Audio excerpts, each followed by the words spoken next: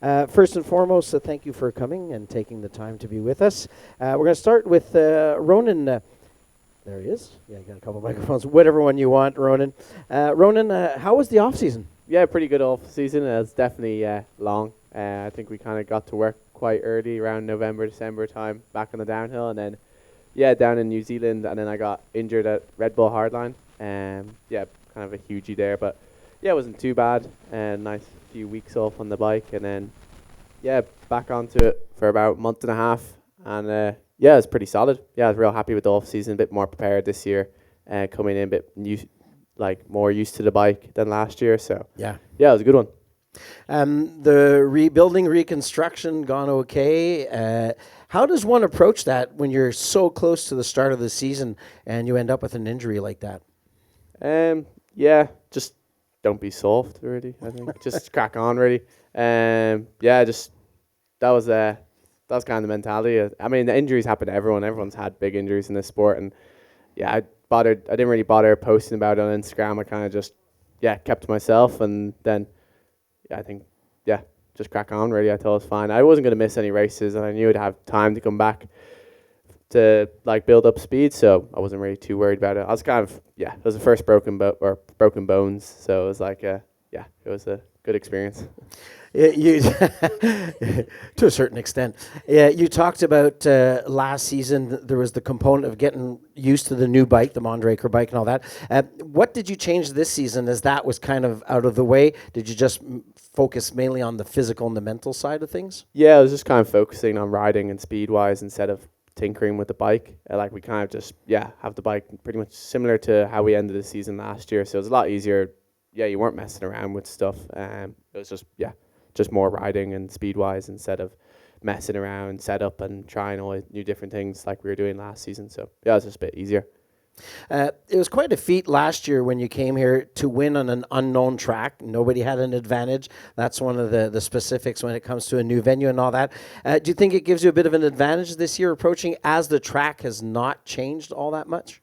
I'd say for maybe confidence side, even just doing track walk today, you can kind of tell the track is basically the exact same layout as it last year. And I loved the layout last year. So, and even just for lines, you're not really going to be messing around with lines too much this weekend. You'll be kind of just sticking to what you know, and then it'll just be a bit easier, I think. But definitely it was nice going into a fresh track though as well. It's kind of a bit fair advantage, I suppose.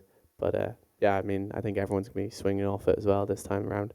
Ace, pretty much the same situation for you this year as the winner last year? Yeah. Basically the same thing as Ronan. It was just is the mic working good? Yep. The course hasn't changed much. There's a couple new berms. And coming off a win last year, I think, just for confidence is maybe good. And the track's fun too. I'm stoked to get back on the bike and ride it tomorrow. Cool. What a season you had last year. It was a career-defining season. Injury at the end of the season that took you out of the last few rounds, but nonetheless, it must have been truly satisfying.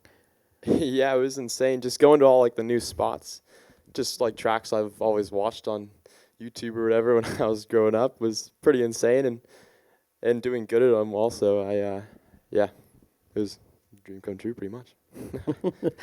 You're coming into 2025 healthy, it seems. You've had some good rides stateside, some good racing there. A new 3-year deal with Frameworks 5 Dev. That must give you a sort of peace of mind as you enter this second big season of racing.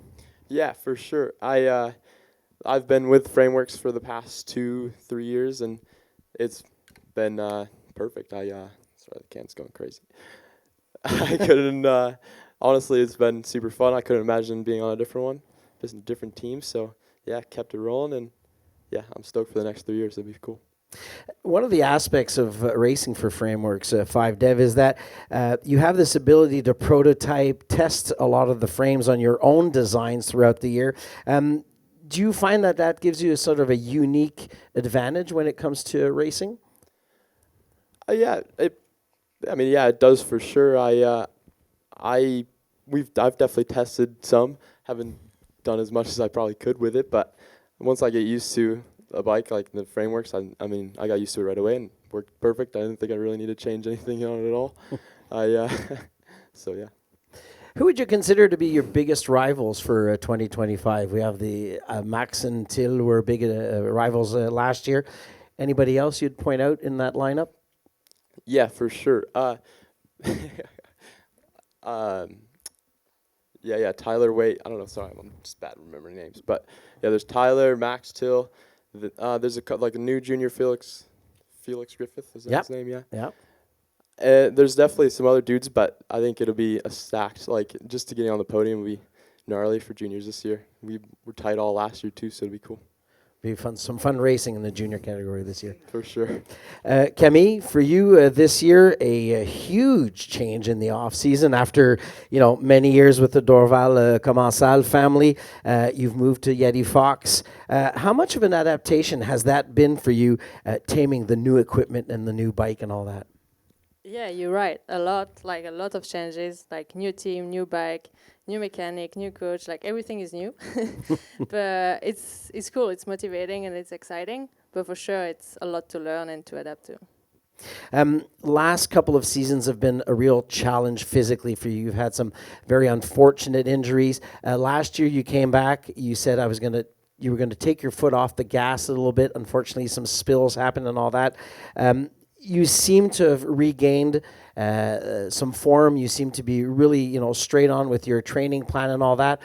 Do you now have a bit better confidence coming into this year? Because last year you mentioned you felt a bit fragile coming into the season. You said, I'll go from stage to stage and see how things go. Are you feeling recouped and rebuilt now to hit this 2025 season with a bang? Yes, definitely. Like I'm completely healthy again and I could train as much as I wanted, so I'm totally fit. Last year was definitely challenging. I still had symptoms, but I didn't know where they're gonna come, and sometimes it worked out not bad, sometimes it was just a disaster, so it was really hard, especially mentally, to know when I can push, and I couldn't really ride much, and it was super hard, but I was just happy to be there still. But this year is different. Like now I had a really good off-season since last December, everything is gone, so I'm super stoked. Must feel really good and really easy to get back into the mix. The World Championships this year are at home. You are an ambassador for Valais 2025. Is that an objective for you this season, or is that something that we'll get to that once it comes around later in September? Yeah, both. Like it is an objective, but I'll get to that when it comes because it's in September. So it's a lot that's gonna happen until then. But for sure, that World Championships at home is like the dream and the best. Like I know already so many people are texting me, "Oh, I booked the ticket," and I'm gonna kind of like, "Oh," all my family, and so that's amazing. But it's far away. So I want to focus now on the first World Cup and then think about that a bit later. A lot of steps between now and then. When it comes to that we'll talk specifically about Bielsko after. Champéry is a very technical track. It's a very steep track and all that. For you, you excel in those conditions, so that also must help building towards that objective. Yeah, we'll see. We never had... I've been racing last year at European Champ, but it's a super specific track. It's not something we have otherwise at the World Cup. It's super steep, but I don't find it that technical. It's a bit more bike park steep. So I guess I'm going to excel at this track, but we'll find out soon. Before we get to there, we have Bielsko-Biała, first outing of the season. You were second here last year. So a track that you have, to a certain extent, mastered already. Your impressions on how it's looking for this year? Like Ronan said, and the other, it's the exact same tracks. They didn't change much, or not at all. And it was really well. I did really well last year, so it must be a track that suits me. So I'm happy. But I think also I had an advantage a bit because it was brand new, and I feel like I can adapt really fast to a new track. And it's maybe also because of that, because it was the first time for everyone that we went there, and now it's not the case. So I'm not sure it's that big of an advantage than last year, but still I'm happy to be here, and it's a cool track to ride. Thanks, Camille. Dan, congratulations. What a week you had last week in Italy. 37 hundredths of a second over this man here, and your first career win and podium on the World Cup. How have you dealt with this week? How has it been? Has it been just, living a dream, kind of floating on a cloud, or has reality hit and, well, we're already back to action? Yeah, I don't really feel like it's sunk in yet because I've been so busy since it happened. Like pretty much since I've crossed the line at the race, it's been flat out. Traveling all the way up here, and then my focus pretty much went straight into this race. So, kind of just feels like I'm sure it'll sink in later on. Maybe when we have the break after this round, it'll sink in a bit more. You are pretty much doing it all on your own. You're what we can coin still as a privateer, training, sponsorship, acquiring. You're your own mechanic to a certain extent. To pull off what you did last week in Pietra Ligure is quite an exploit. Is there an extra level of satisfaction, or as you said, maybe it hasn't sunk in yet, but there has to be an extra level of satisfaction and pure joy to say, hey, I won that one against some big names like Slavik and Richie and all that. Yeah, I think so. It's a pretty sweet program I've got going on this year. Get to ride a whole bunch of different races and different bikes, and I thought I'd focus on the Enduro series again. So that's been really fun. But I'm just enjoying it, and it's like there's some really tough parts about the way that I run the program, like especially on days like today in practice, like my bike's sitting muddy in the back of the car, and when I'm done here, I got to go wash it. So. Stuff like that, but when the conditions are good and you feel a lot of freedom running a program like this too, so I enjoy it. Question for you when it comes to racing in regards to the format. This year on single EDR weekends, we're going back to the 2-day of racing. Is that something that suits you, or does that play against your skill set? I think I like both. Like I think the longer format does suit me. I feel like I can ride pretty consistently. Like I feel like I can just ride it 90% all day, and for a 2-day race that seems to be like a pretty good option. So I like the consistency of a 2-day race. You definitely you got to get your bike and your body through and keep your energy, but then also like a sprinty format as well. Like I grew up racing downhill, so I like the short fast stages as well. So I think I like both. Especially it was 2 stages that were like 10 minutes last weekend or something like that. 2 10-minute plus stages. So it's pretty hard to try and like conserve your energy on a stage like that, and you got to be pretty clever about how you're riding and like how you're like you got to be pushing, but also like recovering while you're riding, so you can still attack the lower sections. Slavik, is there a format that you prefer, the 2-day over the 2 days, or the single day format? I think I have more fun on the 2 days format because of like I don't know. I feel better on the longer days on the bike and also on the longer stages. So it's I think the 2 days race format is better for me. What do you say to Dan on his win from last weekend? Still, you must admit, a pretty good exploit that he pulled there. Yeah, I was so stoked to see him on the first place. And the battle was really tight, so it's even better for a sport who follow the race. So it's nice to have Dan to do the race and be that close as we was on the last race. Could you please repeat those answers in Polish, please? The 2-day format and the exploit that Dan pulled there. Jest to bardzo dobrze, w sensie bardzo dobrze się czuję podczas 2-dniowych zawodów. Myślę, że nawet lepiej niż podczas jednodniowych, bo jestem dużo bardziej i lepiej przygotowany fizycznie i myślę, że pod tym kątem dużo lepiej mi pasuje. Również jest bardzo dobrze mieć kogoś takiego jak Dan koło siebie i mieć tak zaciętą rywalizację z tak małą różnicą czasową, ponieważ jest to po prostu, myślę, że fajne do śledzenia dla wszystkich, którzy interesują się sportem i enduro, no i wyścig przez to staje się dużo bardziej ciekawszy. Hattie, when it comes to the format, 1 or 2 days of racing, and then in Polish, please. Polish first. Yeah, Polish. Yeah, I really enjoyed the 2 days of racing. I mean, my first ever Enduro World Cup was a 2-day race in 2019. So it's cool to be able to go back to that and kind of enjoy it as a more kind of established enduro rider. And yeah, I think that's what enduro is, a big day of adventure, and yeah, just enjoying being out in the mountains, and we certainly did that last weekend. Same question as I asked Kemi, a change of a team for you this year, change of equipment. How hard is it for an athlete who spent 11 years on a Trek bike to move into a new bike company, to master the geometry? You're now using a belt drive, probably a different fork. How has that transition been for you?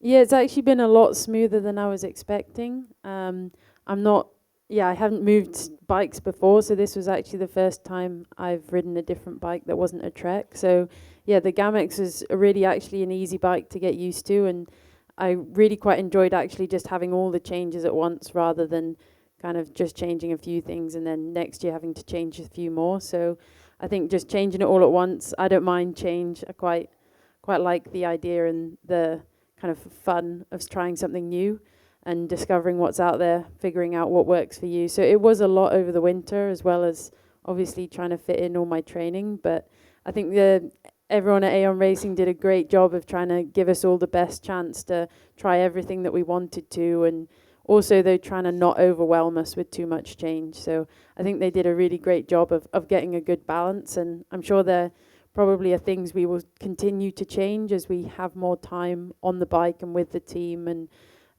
but at the moment, I feel like we've done all the main ones to put ourselves all in a really good position. And you had to kind of adapt to two bikes, because you had to adapt to the enduro bike that you'll still be doing a bit.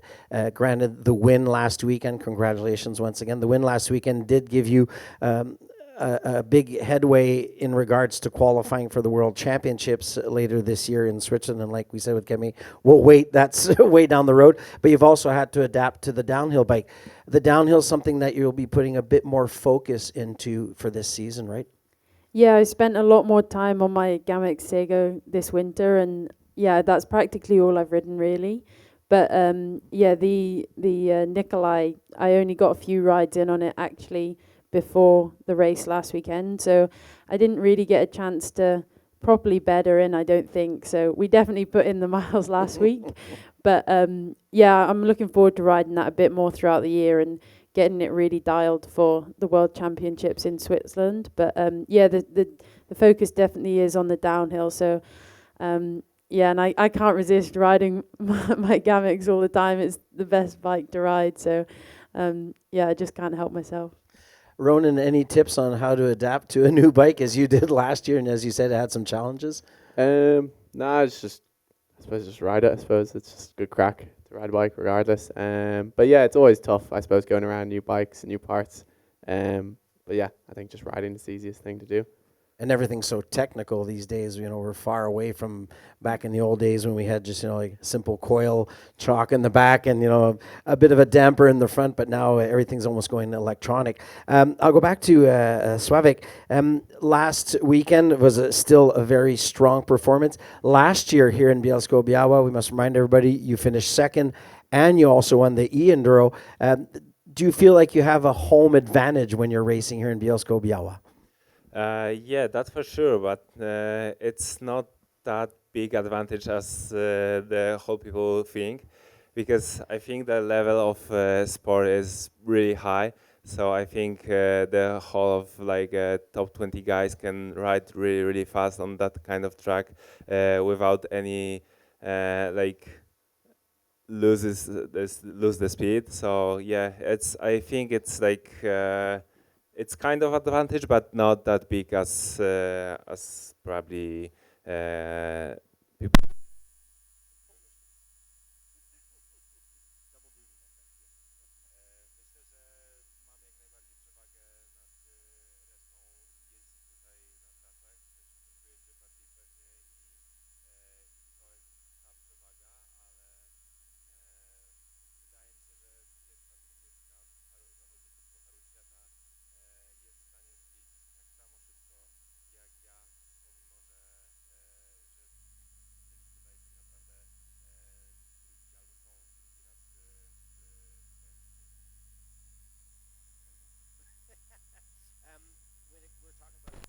Some people have changed differently.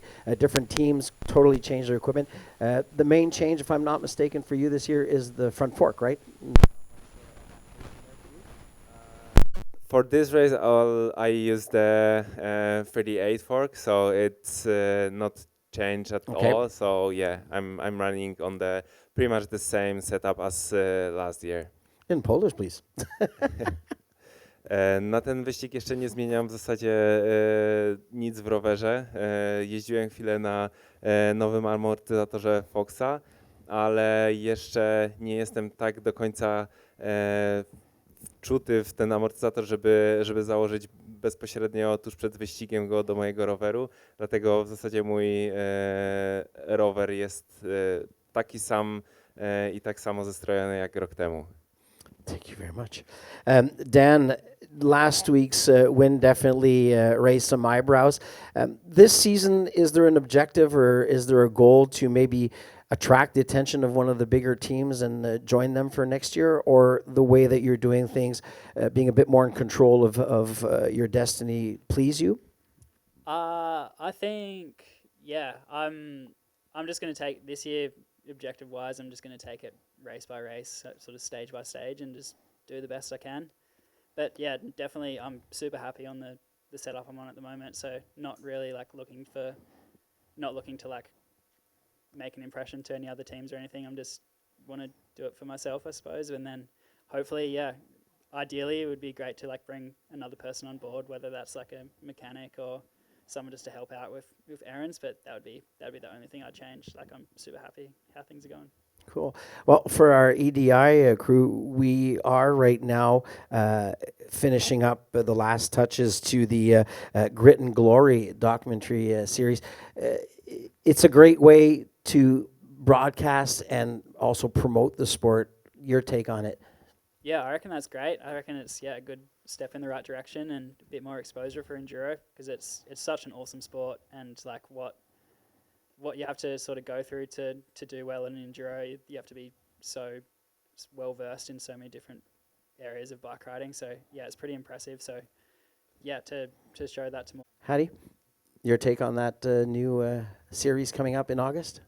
Yeah, I think it'll be really great for the sport. Like, it's obviously harder than downhill to really let people see what happens, but I think it's going to be a great way to kind of show some behind the scenes and let people feel like they're a bit more part of the action. So I'm excited to see how it's going to come out, and obviously I'm not going to be a part of the enduro so much, so I'll be following along as much as all the fans. So I really am excited to see what happens. Sławek? Yeah, like I'm more like the Dan or Harry thinking. Like it's cool for the sport, especially like enduro is really hard to follow, and yeah, something like this will be so cool to have in the internet. Are you guys going to be watching Grit and Glory? Definitely. Yeah, it is. As you said, it's always been a challenge, but the crowd, the fans are just absolutely amazing. They're there, they're noisy, just like we have in the downhill, but it's putting 5 downhill, 6 downhill races on in one day.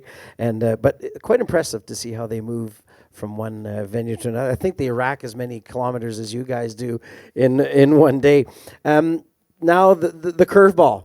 Asa, you talked about some of your main rivals this year. Apart from Asa, who do you pinpoint as being the big challenge for the overall? You need to. I'll give you one name. One name.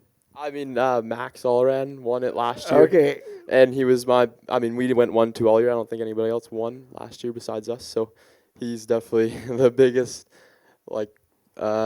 threat or whatever. Rival. Camille, I'm putting you on the spot, but it's part of the game. Hard one. So many good women. Yeah. I would like to see Tanya Seagrave win it one time. So I'll say Tanya. So Tani, Ronan, For this race or the season? the season. Because You're all contenders, right? Every single person sitting here is a contender. Now I want to see who you think is the biggest contender. I'd say probably Piron again.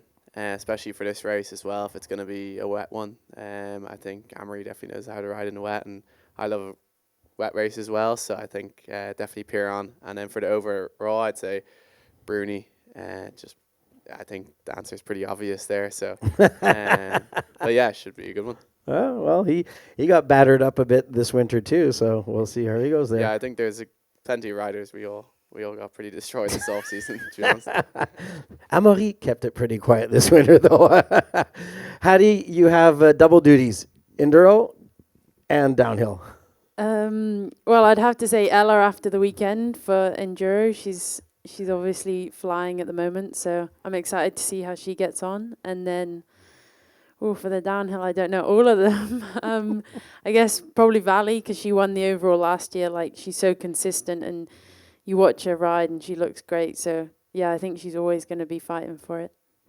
Slavik, your choice. Hard to say hard to pick one person, but Jack Moy was flying in Italy, so I think he will be really strong this season. In Polish, please. Myślę, że Jack Moir będzie bardzo dużym rywalem w tym sezonie. Pokazał bardzo dobrą formę we Włoszech i wygląda, że jest bardzo, bardzo mocny w tym roku. Dan. Definitely Slav. It's just consistent everywhere we go, always up there. And then Alex Rideau and Jack Moore as well. There's everywhere we go, super fast. So they're the ones. Thanks, guys. Amazing. Have a great season, everyone. Have a great weekend. And do we have any questions from the room for our athletes? I would like to just say that we as organizing team are very honored to have you here. And, it's like beyond imaginable a few years ago having all those icons like you riding trails we built. So we are honored and thank you for coming and have a good race. So that's not a question, it's just... In Polish, please. Podziękowałem po prostu zawodnikom, że przyjechali, że takie gwiazdy, które tutaj jeżdżą, jakby wielu sobie może nie zdaje sprawy, że tacy przyjechali i że jeżdżą po naszych trasach i parę lat wcześniej jakby ciężko sobie to było wyobrazić w ogóle, żeby mieć tutaj takich zawodników.